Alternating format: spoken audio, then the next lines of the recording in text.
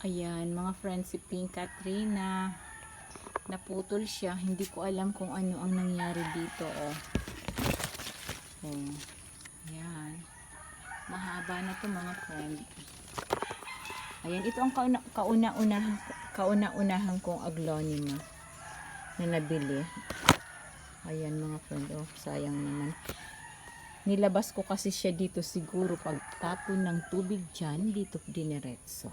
Ayan, diniretso dito, kaya naputol siya. Ang may kasalanan yung gumawa niya. Ayan, mga friend.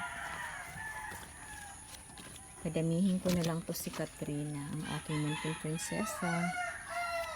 Ayan. Bigyan na siya, mga friend, oh. Kaya kung ipopropo, madami na din.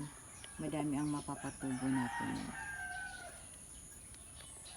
Yan lang muna, mga friend.